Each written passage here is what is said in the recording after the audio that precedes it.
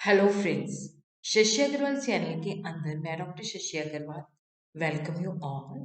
आज का जो हमारा सब्जेक्ट है that is the Indian economy and we are going to cover a very important topic that is special economic zone. अगर आपको मेरा ये एफर्ट के समय समय पर जितने भी इम्पोर्टेंट टॉपिक्स होते हैं आपके सिलेबस के मुताबिक और आपके कॉम्पिटिटिव एग्जाम के लिए हमारा चैनल वो आपके लिए लेके आता है। अगर हमारा एफर्ट ये आपको सही लगता है तो डू लाइक माय वीडियो, इसको शेयर कीजिए और मेरे चैनल शशि अग्रवाल को सब्सक्राइब कीजिए। Before moving to the topic, this is my app Edusum app जो कि commerce economics and management students के लिए रेलेवेंट है। इसको आप डाउनलोड कर सकते हो गूगल प्ले स्टोर से। इसका link I will be sharing the description box. काफ़ी सारा फ्री स्टडी मटेरियल और काफ़ी सारे एमसीक्यू टेस्ट फ्रीली अवेलेबल है। Even structured courses, they are also available at a very nominal price. Indian economy का structured course भी available है at a very nominal price. Link I will be sharing in the description box. जब भी हम special economic Jones की बात करते हैं तो ये एक स्पेसिफाइड जोग्राफिकल एरियाज होते हैं। अगर वहाँ पे यूनिट सेटअप किए जाए तो स्पेशल प्रिविलेज स्पेशल इंसेंटिव मिलते हैं as compare with the non special economic zones in the country. जो स्पेशल इकोनॉमिक जोन सेटअप किए गए हैं उसके पीछे जो मेन मोटिवेटिंग फोर्स था that was the ministry of commerce, जिसके पीछे ऑब्जेक्टिव था कि हम अपने एक्सपोर्ट को किस तरह से और ज़्यादा इंक्रीज कर सकते हैं, किस तरह से उनको मोटिवेशन दे सकते हैं।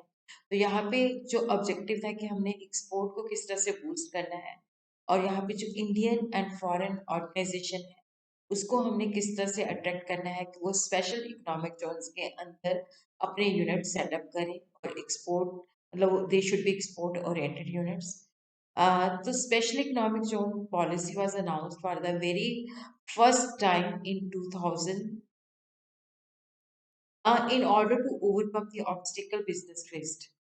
In order to attract huge foreign investment into the country, government ने ये पॉलिसी अनाउंस की।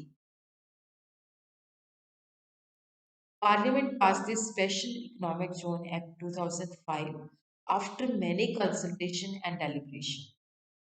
और ये मई 2005 के अंदर पार्लियामेंट ने पास किया था जिसको प्रेसिडेंशियल असेंट मिला 23 जून 2005 के अंदर। The act came into force along with the Special Economic Zone rules in 2006. But special economic Jones जो थे 2000 से लेके 2006 के अंदर ऑपरेशनल थे under the foreign trade policy.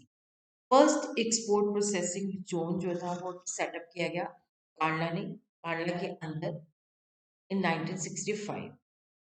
Special economic zone act की जब हम बात करते हैं तो it is defined as an act to provide for the establishment, development and management of the special economic zones, of the promotion of export and for matter connected therewith or incidental thereto। देखो यहाँ पे जो special economic zone act है इसके अंदर हम किस तरह से स्पेशल इकोनॉमिक जोन के अंदर अपना बिजनेस सेट कर सकते हैं, किस तरह से हम उसको डेवलप कर सकते हैं, किस तरह से मैनेज कर सकते हैं, प्रोवाइडेड कि स्पेशल इकोनॉमिक जोन्स के अंदर जो यूनिट सेटअप होते हैं वो एक्सपोर्ट को प्रमोट करते हैं। और जो गवर्नमेंट किस तरह से स्पेशल इकोनॉमिक जोन्स को गवर्न किया जाता है that is based on China successful model. तो यहाँ पे ये जो स्पेशल इकोनॉमिक जोन सेटअप किए गए हैं इसके पीछे जो लॉजिक है कि किस तरह से हमने डोमेस्टिक कंपनी और फॉरेन इन्वेस्टमेंट को इनकरेज करना है, इंडिया के एक्सपोर्ट को बूस्ट करना है और लोगों के लिए एम्प्लॉयमेंट अपॉर्चुनिटी जनरेट करनी है। Special Economic Zone Act 2005 further amended the country's Special Economic Zone policy. Many export processing zone जो थे उनको स्पेशल इकोनॉमिक जोन के अंदर कन्वर्ट कर दिया गया है, जैसे नोएडा के अंदर पोल्टा, विशाखापट्टनम, कोचीन, सांता क्रूज, इंदौर, कांडला एंड सूरत जो कि एक्सपोर्ट प्रोसेसिंग यूनिट थे जिनको स्पेशल इकोनॉमिक जोन के अंदर कन्वर्ट कर दिया गया।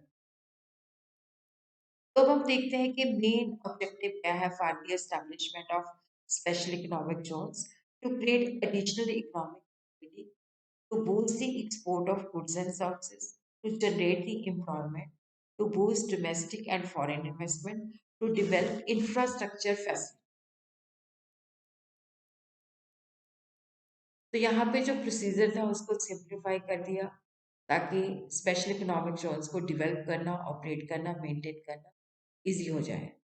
और उसी तरह रूल जो थे कि यूनिट को किस तरह से सेटअप करना है, बिजनेस किस तरह से कंडक्ट करना है, उसके अंदर भी काफ़ी सिंप्लीफिकेशन था।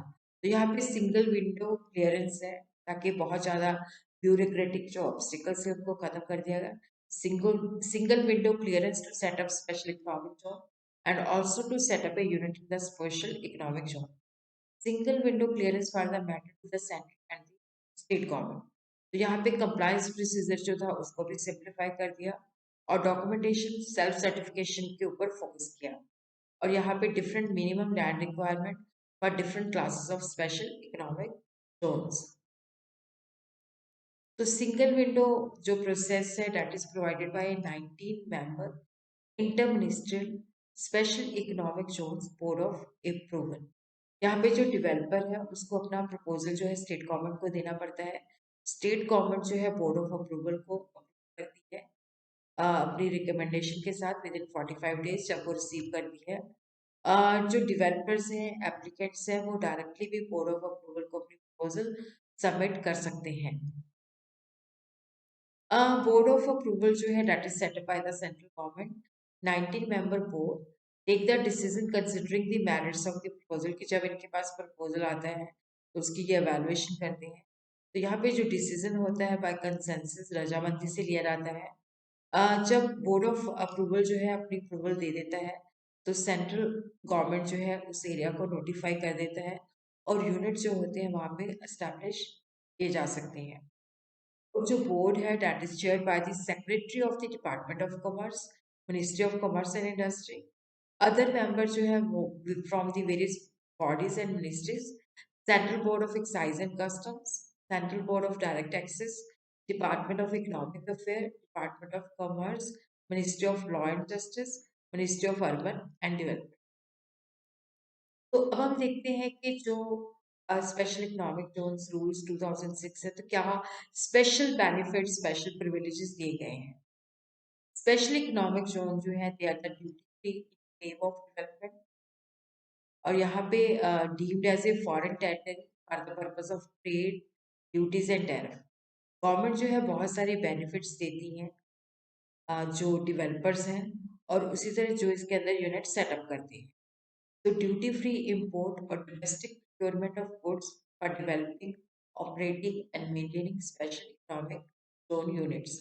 तो यहाँ पे जो इंपोर्ट है उसके ऊपर ड्यूटी फ्री है, उसके ऊपर कोई टैरिफ नहीं देना पड़ता और जो डोमेस्टिक प्रोक्योरमेंट होती है उसके ऊपर भी कोई टैक्स नहीं देना पड़ता ताकि स्पेशल इकोनॉमिक जोन्स को जो गुड्स मतलब हमें चाहिए इसको डेवलप करने के लिए, इसको ऑपरेट करने के लिए, इसको मेंटेन करने के लिए।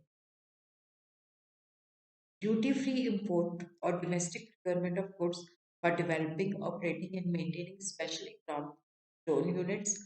यहाँ पे क्या है कि इनकम टैक्स एक्ट के अंदर जब हम यूनिट सेटअप करते हैं तो फर्स्ट 5 ईयर के लिए इसके ऊपर 100% इनकम टैक्स एग्जम्पशन है एक्सपोर्ट के ऊपर। नेक्स्ट 5 ईयर के लिए 50% है और उसी तरह क्या है कि जो नेक्स्ट 5 ईयर है तो 50% of the float back export profit. और उसी तरह जो सनसेट क्लॉज है that will be effective from 2020। Units they are also exempted from the minimum alternate tax, central sale tax, service tax, state sales tax. ये GST के अंदर जो है इंटीग्रेट हो गए हैं। तो उसी तरह क्या है कि अब हाँ, जो भी मतलब स्पेशल इकोनॉमिक जोन के अंदर जीरो रेटेड है मतलब कोई जीएसटी नहीं है। तो single window clearance for the central and state level approval. तो यहाँ पे हमें कोई इंपोर्ट करने के लिए लाइसेंस की आवश्यकता नहीं है। मैन्युफैक्चरिंग सेक्टर के अंदर कुछ सेगमेंट को छोड़ के 100% फॉरेन डायरेक्ट इन्वेस्टमेंट भी अलाउड है और प्रॉफिट जो है मतलब बड़ी आसानी के साथ जो फॉरेन मतलब यूनिट्स है वो अपने देश के अंदर भेज सकते हैं। उसी तरह कोई कस्टमर जो है कस्टम्स और एक्सपोर्ट और इम्पोर्ट पॉलिसी के लिए हमें कोई सेपरेट जो है डॉक्यूमेंटेशन की जरूरत नहीं है। मैंने स्पेशल इकोनॉमिक जोन जो हैं वो डेवलप प्लॉट्स ऑफर करते हैं, रेडी टू यूज स्पेसेस भी ऑफर करते हैं। और प्रॉफिट जो है बेसिकली क्या होता है कि देखो प्रॉफिट जो है अपने देश के अंदर जो दूसरे देश के यूनिट यहाँ पे एस्टेब्लिश है बड़ी आसानी के साथ कर सकते हैं। 65% of the special economic zones are located in 5 states. Tamil Nadu के अंदर सबसे ज़्यादा स्पेशल इकोनॉमिक जोन्स है, तेलंगाना, कर्नाटका, आंध्र प्रदेश, महाराष्ट्र। तो अभी प्रेजेंटली हमारे देश के अंदर जो है 265 स्पेशल इकोनॉमिक जोन जो है वर्कआउट ऑपरेशनल है। 22.84 lakh person have been employed till 31st December 2020. In the financial year 2021, the export जो है वो 7.205 से डिक्रीज हुई है as compared to the previous financial year.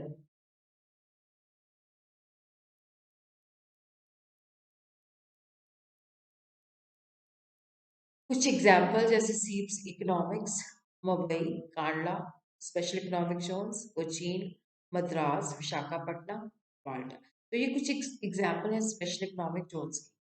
तो स्पेशल इकोनॉमिक जोन्स जो है इसके अंदर कुछ ऑब्स्टिकल्स भी हैं, कुछ शॉर्टकमिंग्स भी हैं, कुछ चैलेंजेस भी दे हैव टू फेस। जैसे many incentive and tax benefit की अवेलेबिलिटी की वजह से क्या है कि डोमेस्टिक फर्म जो है वो अपना बेस स्पेशल इकोनॉमिक जोन्स के अंदर शिफ्ट कर जाएंगी। लेकिन यहाँ पे जब हम स्पेशल इकोनॉमिक जोन्स को प्रमोट करते हैं तो एग्रीकल्चर लैंड की कॉस्ट पे, क्योंकि उसको एग्रीकल्चर लैंड को हम स्पेशल इकोनॉमिक जोन के अंदर कन्वर्ट करते हैं, तो जिससे क्या होता है कि वो कुछ प्रोड्यूस नहीं कर पाती, food security, loss of revenue, मतलब ऐसी सिचुएशन फेस होती है क्योंकि जो फर्टाइल लैंड होती है वहाँ पे हम स्पेशल इकोनॉमिक जोन डेवलप करते हैं, जिसकी वजह से वो जो है उसके ऊपर कल्टीवेशन करनी पॉसिबल नहीं होती, तो food security and loss of revenue जो है बियर करना पड़ता है। और यहाँ पे दी अनइवन ग्रोथ और जिसके के इम्पैक्ट बड़े मतलब खराब होते हैं। जब हम स्पेशल इकोनॉमिक जोन को एस्टैब्लिश करते हैं तो पोल्यूशन भी बहुत ज़्यादा स्प्रेड होती है, क्योंकि ये जो यूनिट्स हैं काफ़ी सारा ऐसा मटेरियल जो है रिलीज करते हैं कि जो कि इन्वायरमेंट के लिए फ्रेंडली नहीं। और उसी तरह क्या है कि गुजरात के अंदर जैसे ह्यूज रिस्ट्रिक्शन ऑफ मैनग्रोव, तो जिसकी वजह से फिशरी और डायरी सेक्टर जो है इफेक्ट हुए हैं। और उसी तरह क्योंकि फूड सिक्योरिटी की प्रॉब्लम तो फेस है ही है, क्योंकि एग्रीकल्चर लैंड को हम स्पेशल इकोनॉमिक जोन्स के अंदर कन्वर्ट कर रहे हैं, तो वाटर सिक्योरिटी भी बहुत ज़्यादा इफेक्ट होती है, क्योंकि बहुत सारा पानी जो है इनको जब सेट किया जाता है उसके लिए यूज़ किया जाता है तो उससे डाइवर्जन हो जाती है, तो वाटर की भी शॉर्टेज हो जाती है। तो स्पेशल इकोनॉमिक जोन जो है इनको प्रमोट करना चाहिए, और ये नहीं कि हम एग्रीकल्चर सेक्टर कॉस्ट पे नहीं। और उसी तरह जब हम स्पेशल इकोनॉमिक जोन को सेटअप करते हैं तो ये हमारे इन्वायरमेंट को भी पोल्यूट ना करे।